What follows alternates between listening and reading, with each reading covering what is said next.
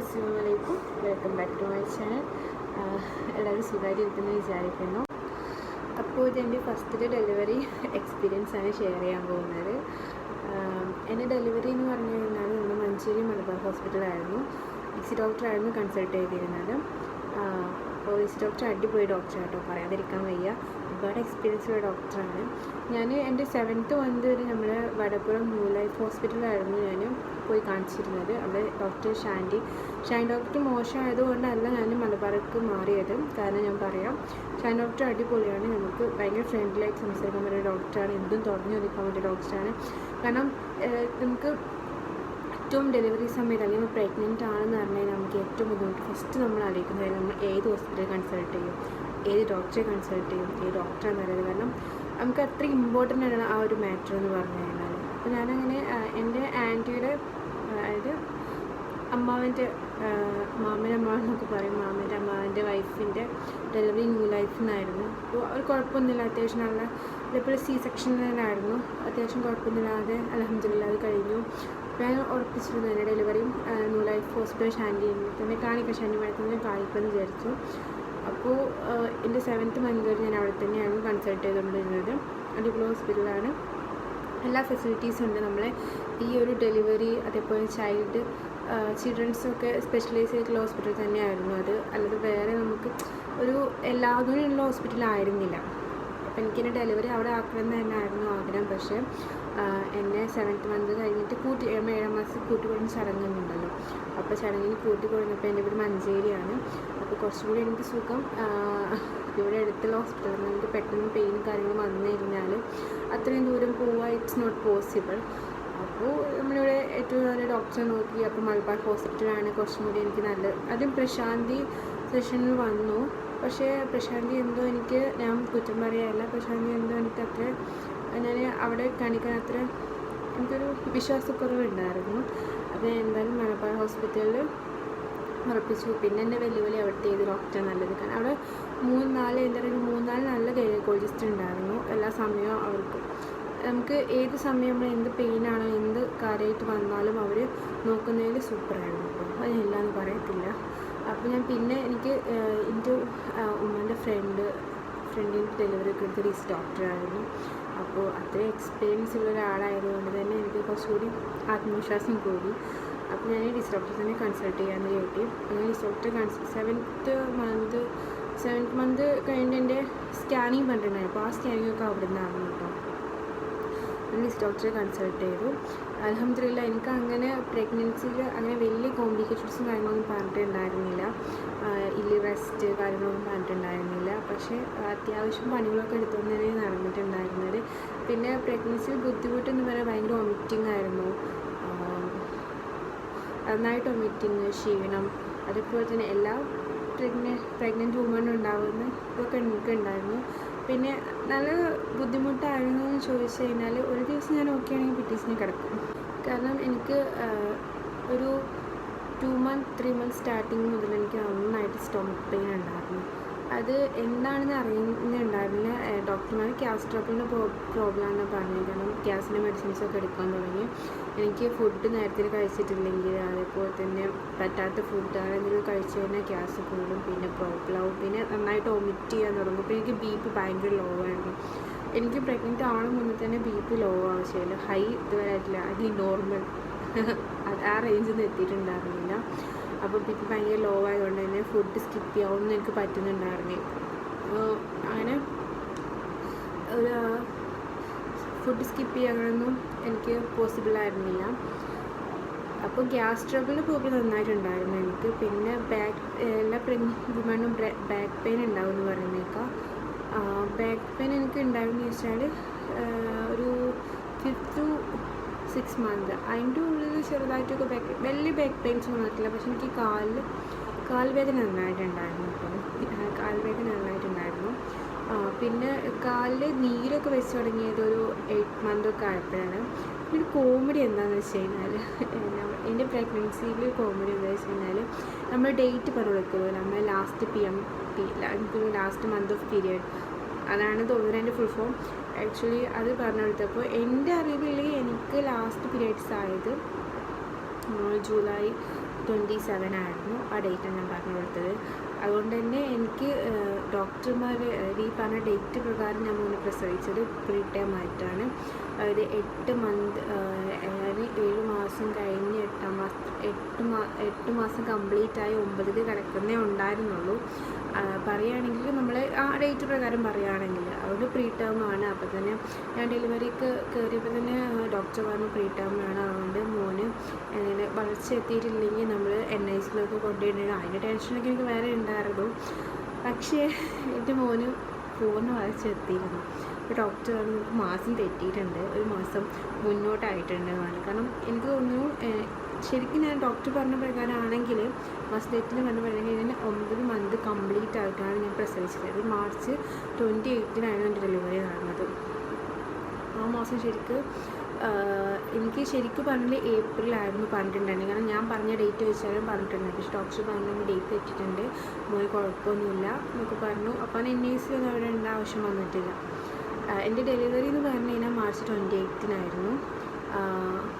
അന്ന് ചെക്കപ്പിന് വേണ്ടി പോയതായിരുന്നു. കാരണം അതിൻ്റെ ഒരാഴ്ച മുന്നേ തന്നെ നമ്മൾ ഒരു 8-ാം മാസത്തെ ചെക്കപ്പ് നമ്മൾ സ്കാനിങ് കാണിച്ചതിന് ശേഷം ഡോക്ടർ എനിക്ക് നന്നായിട്ട് പെയിൻ ഉണ്ടായിരുന്നു, നല്ല സ്റ്റൊമക്ക് പെയിൻ ഉണ്ടായിരുന്നു.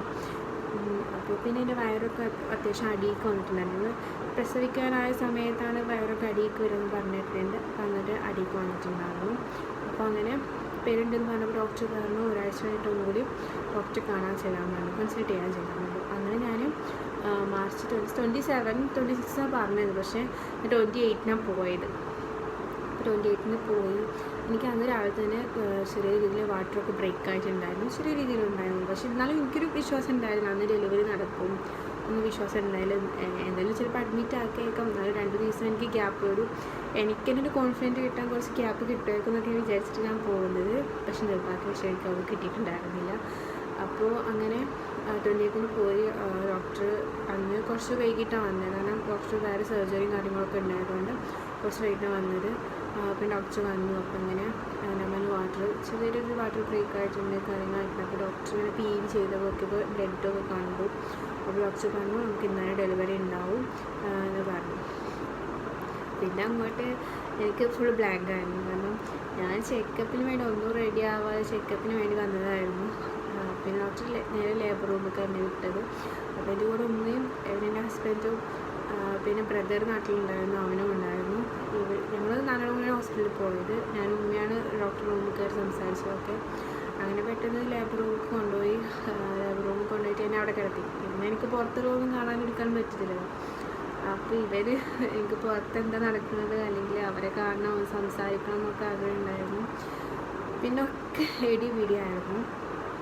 എനിക്ക് നന്നായിട്ട് പെയിനൊക്കെ ഉണ്ടായിരുന്നു കേട്ടോ, പക്ഷേ എനിക്ക് ബ്രീത്ത് എടുക്കാൻ കുറച്ച് ബുദ്ധിമുട്ടുണ്ടായിരുന്നു. ഡോക്ടർ PV ചെയ്യുമ്പോഴത്തേക്കും എനിക്ക് ബ്രീത്ത് കിട്ടാത്തൊരു പ്രോബ്ലം ഉണ്ടായതുകൊണ്ട് ഡോക്ടർ പറഞ്ഞു നോർമൽ ഡെലിവറി പോസിബിൾ ആവില്ല എന്ന് പറഞ്ഞു. കാരണം നമ്മൾ നന്നായിട്ട് പുഷ് ചെയ്യുന്ന സമയത്ത് ചിലപ്പം ബ്രീത്ത് മേലോട്ട് കയറി പോകാൻ ചാൻസ് ഉണ്ടെന്നൊക്കെ പറഞ്ഞു.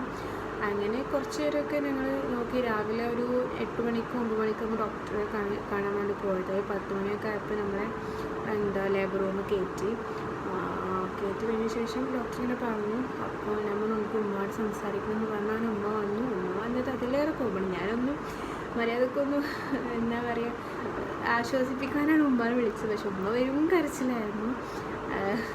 അപ്പോൾ പിന്നെ ഇല്ലൊക്കെ പോയി എന്ന് വേണ്ടി പറയാം. കാരണം ഞാൻ ലേബർ റൂമിൽ കഴിഞ്ഞ് വേണ്ടാത്ത കുറേ ചിന്തകളായിരുന്നു എനിക്ക്. കാരണം എനിക്കൊന്നും സമയം കിട്ടിയിട്ടുണ്ടായിരുന്നില്ല ഒന്ന് പ്രിപ്പയർ ആവാൻ വേണ്ടിയിട്ട്. കാരണം എനിക്ക് എന്തൊക്കെയോ ചെയ്ത് വെക്കാൻ പോലെ തന്നെ എല്ലാവരെയും കാണണം, അങ്ങനെ ഒരുപാട് ആഗ്രഹങ്ങളൊക്കെ ആയിരുന്നു. പിന്നെ മോനെന്നറിയില്ല, പിന്നെ കാരണം എൻ്റെ ഇപ്പം മോനെന്ന് പറയാമല്ലോ, വരുന്നതിൻ്റെ ഒരു സന്തോഷം കൂടി ഉണ്ടായിരുന്നു. അങ്ങനെ ഒരു 12 മണിയൊക്കെ ആയപ്പോൾ അവർ ഉമ്മാട് പുറത്ത് പോയി ഡോക്ടർ വിളിച്ചിട്ട് പറഞ്ഞു ഇങ്ങനെ നോർമൽ ഡെലിവറി പോസിബിൾ ആവില്ല, പിന്നെ നിർബന്ധമാണെങ്കിൽ നമുക്ക് നോക്കാം, പക്ഷേ കുട്ടിയെ അവർ ഓക്കെ ആക്കാം, പക്ഷേ ഉമ്മാനെ അങ്ങനെ അതായത് എന്നെ അവർക്ക് രക്ഷിക്കാൻ പറ്റിക്കോളുന്നില്ല എന്ന് പറഞ്ഞു. അങ്ങനെ അപ്പം ഉമ്മ പറഞ്ഞു കുഴപ്പമില്ല, നമുക്ക് C സെക്ഷൻ ചെയ്യാം, ഇനി വെയിറ്റ് ചെയ്യേണ്ട എന്നൊക്കെ പറഞ്ഞു. പക്ഷെ ഞാൻ പറഞ്ഞ് കുറച്ചുകൂടി സമയം നമുക്ക് നോക്കാമെന്ന് പറഞ്ഞിട്ടൊരു 2 മണി 2:30 വരെയൊക്കെ ഞാൻ പിടിച്ച് നിന്ന്. പെയിൻ ഉണ്ടായിരുന്നു എനിക്ക് നന്നായിട്ട്. പിന്നെ അവർ ലേബർ റൂം ചെയ്യേണ്ട എല്ലാതും എനിക്ക് വേണ്ടി ചെയ്തു തന്നിട്ടുണ്ടായിരുന്നു. അവിടുത്തെ ലേബർ റൂം സ്റ്റാഫ് അടിപൊളിയായിട്ട് നമ്മളെ മോട്ടിവേറ്റ് ചെയ്യാനും അതേപോലെ നമ്മൾ ആശ്വസിപ്പിക്കാനും. പക്ഷേ ചില ലേബർ റൂം സ്റ്റാഫൊക്കെ ഭയങ്കര റൂഡായിട്ട് നമ്മൾ പെരുമാറാം. പക്ഷേ ഇത് അടിപൊളിയായിരുന്നു. ഒരു ചേച്ചിമാരെ പോലെ തന്നെ എന്നോട് പെരുമാറിയിട്ടുണ്ടായിരുന്നത്. അങ്ങനെ അത് കഴിഞ്ഞ് ഇന്നൊരു 2:45 ആയിരുന്നു തോന്നുന്നു. 2:45 ആയിട്ട് സി സെക്ഷൻ ചെയ്യാൻ വേണ്ടി ഓപ്പറേഷൻ്റെ ഡ്രസ്സൊക്കെ ചെയ്ത് കൊണ്ടുപോകണം. ആ സമയത്താണ് ഞാൻ ഉമ്മാനെയും ബ്രദറിനെയും കാര്യമൊക്കെ കാണുന്നതും. പിന്നെ എനിക്ക് ഏറ്റവും 40 മിനിറ്റിൽ ആഗ്രഹമായിരുന്നു എൻ്റെ ഉമ്മാനൊന്ന് കാണണം. അങ്ങനെ വീഡിയോ കോൾ ചെയ്തു, അത് കണ്ടു. അതിനുശേഷം അവരെന്നെ ഓപ്പറേഷൻ തിയേറ്ററിൽ കൊണ്ടുപോയി. പിന്നെ ഒരു മായാലോകം എന്ന് പറയുന്ന മാതിരിയായിരുന്നു. എനിക്ക് നന്നായിട്ട് പേടിയുണ്ടായിരുന്നു. കാരണം ചെറിയ ഒരു സൂചി കുത്തുമ്പോൾ പോലും പേടിക്കുന്ന ആളായിരുന്നു ഞാൻ. എനിക്ക് ഭയങ്കര പേടിയാണ്. കാരണം എനിക്ക് പ്രഗ്നൻ്റ് ആണെന്ന് പറഞ്ഞ പോലെ തന്നെ ഞാൻ ആലോചിക്കുന്നത് ഡെലിവറിയുടെ ലാസ്റ്റ് സ്റ്റേജാണ്. അത് എനിക്ക് എന്നും കിടക്കും. ഞാനത് പറയാം, ഡെലിവറി അപ്പോൾ എങ്ങനെയാവും ഡെലിവറി അത് ആലോചിച്ചിട്ട് ഞാൻ കിടക്കുക. കാരണം അത്രയും പേടിയായിരുന്നു എനിക്ക്. ആ പേടി കൊണ്ടാണ് എനിക്ക് സി സെക്ഷൻ്റെ പക്കത്ത് വരെ എത്തിയെന്ന് വേണമെങ്കിൽ പറയാം. അങ്ങനെ ഒരു 3 മണിയൊക്കെ ആയപ്പോൾ ഓപ്പറേഷൻ, അന്ന് കുറേ സി സെക്ഷൻസ് ഉണ്ടായിരുന്നു, ഓപ്പറേഷൻസ് കാര്യങ്ങളുണ്ടായിരുന്നു ഡോക്ടറിന്. അപ്പോൾ ഒരു 3 മണിയൊക്കെ ആയപ്പോൾ എന്നെ ഓപ്പറേഷൻ തിയേറ്ററിൽ കയറ്റി. പിന്നെ അനസ്തേഷ്യൊക്കെ തന്നു. പിന്നെ എനിക്ക് പക്ഷേ എനിക്ക് എന്താ പറയുക, അപ്പോഴും ബ്രീത്തിങ്ങിൻ്റെ പ്രോബ്ലം ഉണ്ടായിരുന്നു. ഒരു ഓക്സിജനൊക്കെ വെച്ച് തന്നിട്ടുണ്ടായിരുന്നു. അപ്പോൾ എനിക്ക് കാണാൻ പറ്റുന്നുണ്ടായിരുന്നു മോനെ, എൻ്റെ വയറ് കീറിയെടുക്കുന്നതൊക്കെ എനിക്ക് കാണാൻ പറ്റുന്നുണ്ടായിരുന്നു. നമുക്ക് പ്രതികരിക്കാൻ പറ്റുന്നില്ല എന്നുള്ളൂ, പക്ഷെ നമുക്കൊക്കെ കാണാൻ പറ്റും. അപ്പോൾ കാണാൻ പറ്റുന്നുണ്ടായിരുന്നു. അങ്ങനെ ഒരു 3:18 ആയപ്പോൾ അൽഹംദുലില്ലാഹ് മോന് പുറത്തേക്ക് വന്നു. ഞാൻ പ്രസവിച്ചു. അങ്ങനെ അപ്പോൾ എന്നോട് പറഞ്ഞു ആൺകുട്ടിയാണെന്ന് പറഞ്ഞു. പിന്നെ അവനൊക്കെ അന്ന് ജസ്റ്റ് ഒന്ന് കാണാൻ, എനിക്ക് ശരിക്കും കാണാൻ പറ്റില്ല. കാരണം എൻ്റെ കണ്ണൊക്കെ ബ്ലറായിരുന്നു. എല്ലാവർക്കും അതേപോലെയാണ് എനിക്കറിയില്ല. കണ്ണൊക്കെ ബ്ലറായ പോലെയായിരുന്നു. എന്നെ ആൺകുട്ടിയാണെന്ന് പറഞ്ഞു. പിന്നെ അവർ പുറത്തു കൊണ്ടുപോയി കാണിച്ചെന്നൊക്കെ പറഞ്ഞു. പിന്നെ എനിക്ക് അവിടെ കിടക്കുന്ന ഏറ്റവും വലിയ ഇത് എന്താ വെച്ച് കഴിഞ്ഞാൽ, പുറത്ത് മോനെ കൊണ്ടുപോകുമ്പോൾ എല്ലാവരുടെ എക്സ്പ്രഷൻസും കാര്യങ്ങളൊക്കെ എനിക്ക് കാണാൻ നല്ല ആഗ്രഹം ഉണ്ടായിരുന്നു. പിന്നെ ആ തരിപ്പിലായതുകൊണ്ട്, അനസ്തേഷ്യൻ്റെ തരിപ്പിലായതുകൊണ്ട് എനിക്ക് അങ്ങനെ അപ്പോഴൊന്നും പെയിനൊന്നും എനിക്കത് തോന്നിയിട്ടുണ്ടായിരുന്നില്ല. പിന്നെ അവരപ്പം തന്നെ ഓപ്പറേഷൻ കഴിഞ്ഞ് സ്റ്റിച്ചൊക്കെ ചെയ്തതിന് ശേഷം അവർ നേരെ തന്നെ ഓപ്പറേഷൻ വാർഡിലേക്ക് മാറ്റി. നമ്മളെ ഡെലിവറി കഴിഞ്ഞ് കഴിഞ്ഞാൽ മാറ്റി. അവിടെ ചെന്നപ്പോൾ ഒരുപാട് പേരുണ്ടായിരുന്നു. ഞാൻ അവിടെയൊക്കെ സംസാരിച്ച് കഴിഞ്ഞപ്പോൾ കുറച്ചൊക്കെ കൂളായി ഞാൻ. അപ്പോഴൊന്നും എനിക്ക് പെയിൻ ഇങ്ങനെ അപ്പോൾ തയ്പ്പിന് വിട്ടുകൊണ്ട് വരുമായിരുന്നു. പിന്നെ അവിടുത്തെ കുറച്ച് തണുപ്പിൻ്റെ പ്രോബ്ലം ഉണ്ടായിരുന്നു. നന്നായിട്ട് വറക്കുന്നുണ്ടായിരുന്നു. ഞാൻ കിടുകിടാന്ന് വരച്ചുകൊണ്ട് നിൽക്കായിരുന്നു. ഞാനും അപ്പുറത്തൊരു കുട്ടി ഉണ്ടായിരുന്നു. ഞങ്ങൾ നന്നായിട്ട് വരച്ചുകൊണ്ട് നിൽക്കായിരുന്നു. അതിൻ്റെ അപ്പുറത്തെ കോമഡി എന്താ വെച്ചാൽ, അപ്പുറത്തെ ആൾക്ക് ഒരു വിറയലൊന്നും ഉണ്ടായിരുന്നില്ല. അത് ഭയങ്കര ചൂടായിരുന്നു. ഞങ്ങളാണ് വരക്കുന്നതായിട്ട് അവിടുത്തെ നേഴ്സ് എന്തായിട്ട് AC ഒന്ന് ഓഫ് ചെയ്തു. അപ്പോൾ ഇയാൾക്ക് നല്ല ചൂടുണ്ടെന്ന് പറഞ്ഞതിന് ശേഷം പിന്നെ കുറച്ച് തന്നെ ഓണാക്കുകയും ചെയ്തു. നന്നായിട്ട് നന്നായിട്ട് വരച്ച ശേഷം പിന്നെ വിറയലൊക്കെ എനിക്ക് കുറച്ച് 2 ബ്ലാങ്കറ്റൊക്കെ എനിക്ക് പോസിറ്റീവ് അതിങ്ങനെ കുറഞ്ഞു വന്നു. പിന്നെ അതിന് ശേഷം വേദന വരാൻ തുടങ്ങി. അവർ കാരണം കാലൊക്കെ ഒന്ന് അനക്കി നോക്കാൻ പറഞ്ഞു. കാലിനൊക്കെ ഒന്ന് അനക്കി നോക്കാൻ പറഞ്ഞു. അപ്പോൾ എനിക്ക് നോക്കിയ ശേഷം ചെറുതായിട്ടൊക്കെ വേദനകൾ വന്നു തുടങ്ങി. കാരണം നമ്മൾ തരിപ്പ് വിട്ടാൽ നമുക്ക് സ്റ്റിച്ചിന് വേദന വന്നു തുടങ്ങും. അപ്പോൾ അതിന് ശേഷം അപ്പൻ്റെ ഒരു എനിക്ക് തോന്നുന്നു എൻ്റെ ഡെലിവറി കഴിഞ്ഞ് നമ്മൾ 8 മണിക്കൂർ കഴിഞ്ഞിട്ട് നമ്മൾ പുറത്തിറക്കത്തുള്ളൂ. കാരണം പുറത്തോട്ട് പോയാലും നമ്മൾ റൂമിലോട്ട് ഷിഫ്റ്റ് ചെയ്യത്തുള്ളൂ. അതുവരെ നമ്മളവിടെ കിടക്കണം. അപ്പോൾ നമ്മൾ രാത്രി സമയം നമുക്ക് ഓപ്പറേഷൻ കഴിഞ്ഞുകൊണ്ട് ഉറങ്ങാൻ പറ്റുമോ? എനിക്ക് പറ്റിയിട്ടുണ്ടായിരുന്നില്ല, ഒരിക്കലും പറ്റില്ല. കാരണം നമുക്ക് മനസ്സിൽ ഒരുപാട് ചിന്തകളാവും വരിക. എനിക്കങ്ങനെയായിരുന്നു. എനിക്ക് മോനൊന്ന് കാണണം, പുറത്തുള്ളവരൊന്ന് കാണണം, അങ്ങനെയൊക്കെ ആയിരുന്നു. എനിക്ക് ഉറങ്ങാനേ പിന്നെ കണ്ണടച്ച് കഴിഞ്ഞാൽ എനിക്ക് ഉറങ്ങാൻ പറ്റിയിട്ടുണ്ടായിരുന്നു. ഞാൻ റൂമിലെത്തിയിട്ടാണ് പിന്നെ ഒന്ന് ഉറങ്ങിയിട്ടുണ്ടായിരുന്നത്. കാരണം മോനെ ഒരു വട്ടേ കണ്ടിട്ടുണ്ടായിരുന്നുള്ളൂ. അപ്പോൾ പിന്നെ